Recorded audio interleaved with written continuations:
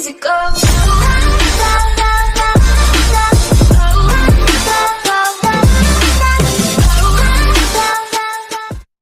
Hi, I'm Arvi. And I'm Nathaniel Masaya. So in this video, we're about to discuss things about fuzzy logic.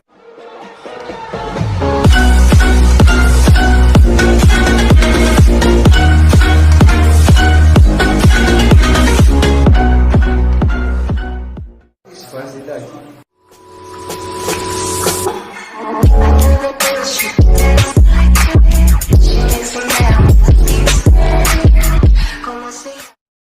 It is a form of many-valued logic.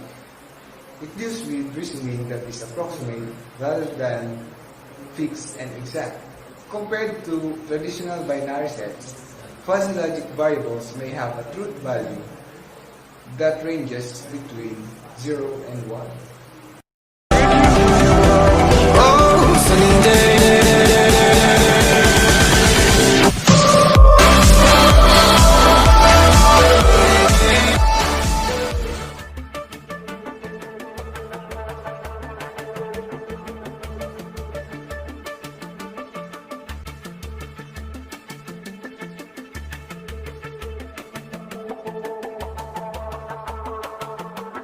Hi, I'm a 1. And I'm a 0. We work here at the Base 2 numeral system. Lots of other 1s and 0s work here too. Hi. Hi. Hi. Hi. You're probably wondering what we do here, right? Well, we make numbers. Yay! Hey, here. Hello, I'm here to discuss the difference between fuzzy logic and traditional logic.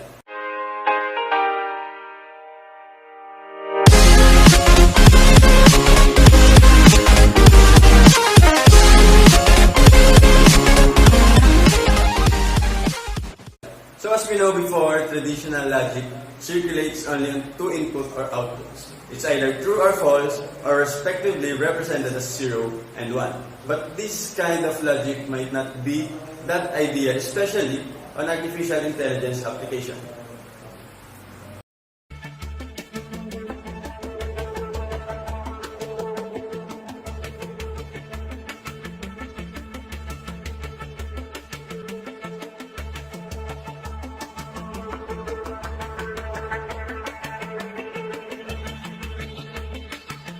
For example, an automatic braking system in a car. Look at me, I'm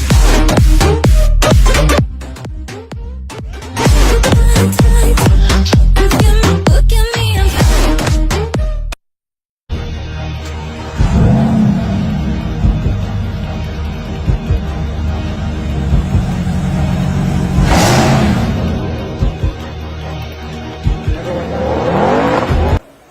This might cause a big problem. Just think of it. If the inputs is either close or far, so the brakes are either on or off. And so, the car is either on go or on full brake. And this might be a big accident.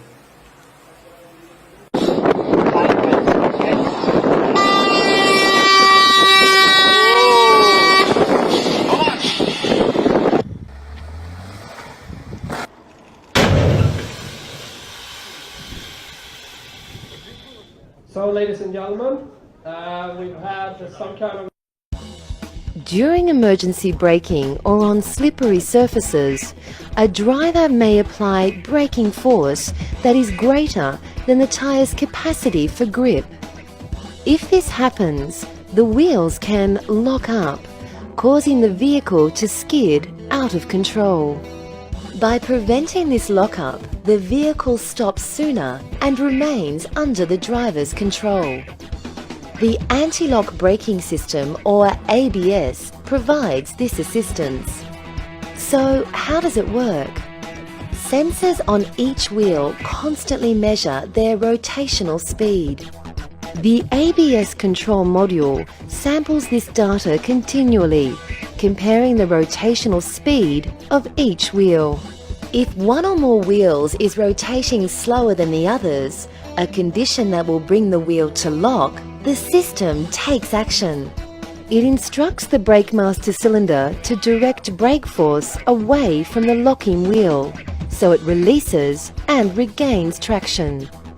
As the wheel begins to turn again, braking force is momentarily reapplied.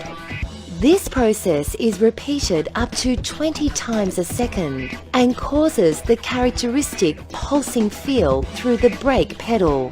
As a result, the driver's intended brake force is applied without locking up and skidding, allowing the driver to maintain steering control while braking, meaning that stopping distances may also be reduced.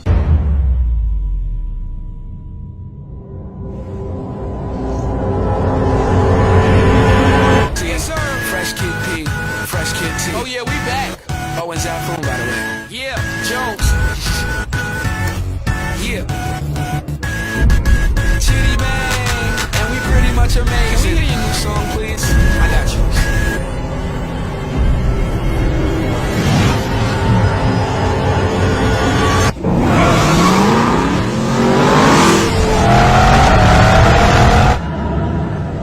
Hey yo, I once was a kid, all I had was a dream of money. College when I hit it, I was pounding out.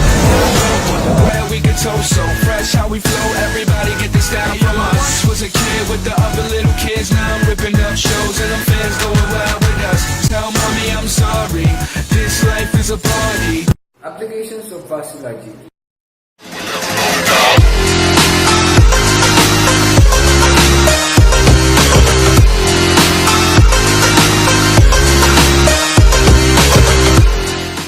Can be seen in train stations, industrial places,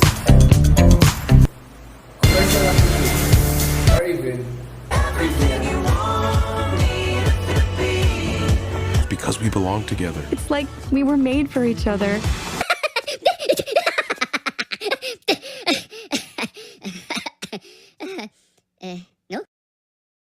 Here is when fuzzy logic enters. Fuzzy logic is like an enhanced traditional logic. The developers of fuzzy logic saw the problem in switching and transition. So, instead of 0-1 outputs, fuzzy logic introduced outputs or situations in between them, like point 1, point 2, point 3, and so on. And this makes the transition smooth.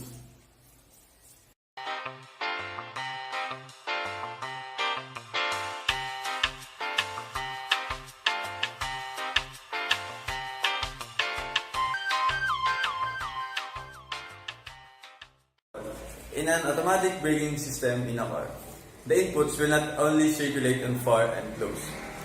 It will be extended on far, not too far. Yes, it might be close but not that close enough and close. So, the outputs will also be extended. And the brakes will not only circulate on go and stop. And this makes the automatic braking system more ideal and efficient.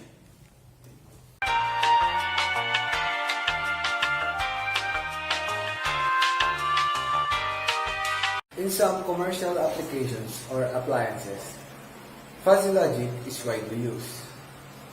For instance, in a washing machine, we observe 5 cycles or gradient in a washing machine. The first is sensing, determining, drying, monitoring, and correcting. Yeah.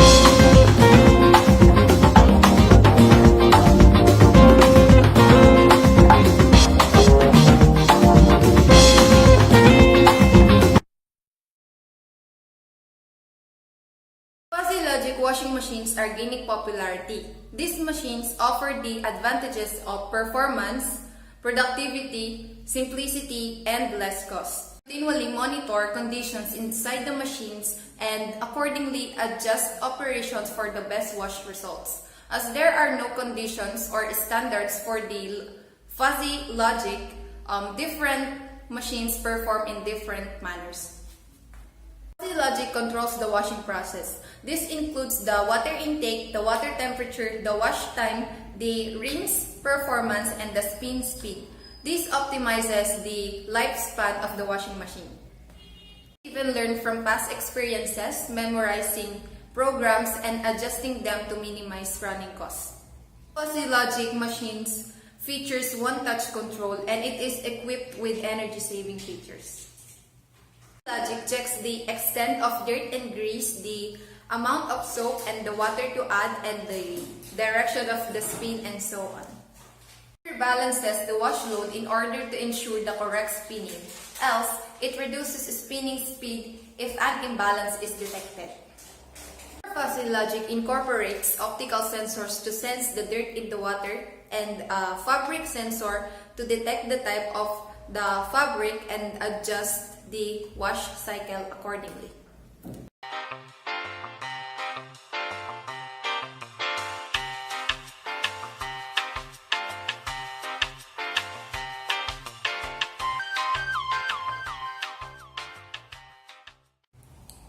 A quick example.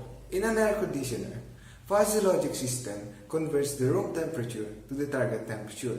So we have the command, the heating, the cooling, and the no change.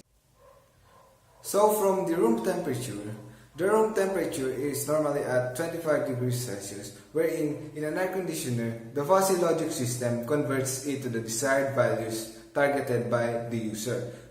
Yeah.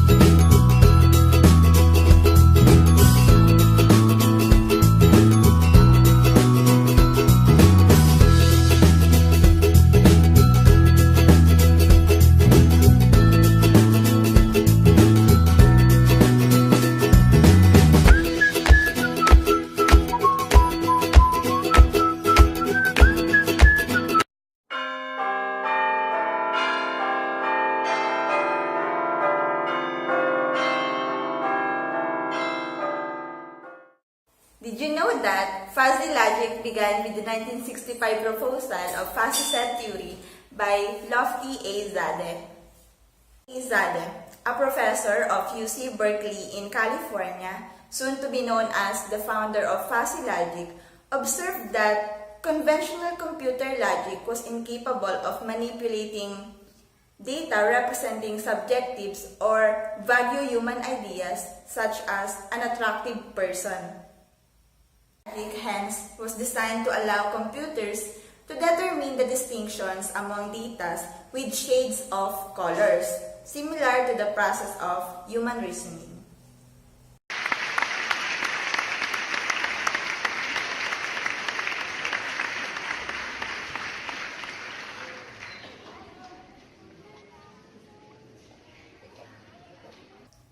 Hi, I'm Ron Vincent A. Samaniego. I'm Cherilyn M. Karingan. I'm Mark Francis Marfa. I'm Sherilyn M. Lacorte. And I'm Nathaniel C. Usaraya. If you like our video, please give it a thumbs up and subscribe. Thank you. Annyeong!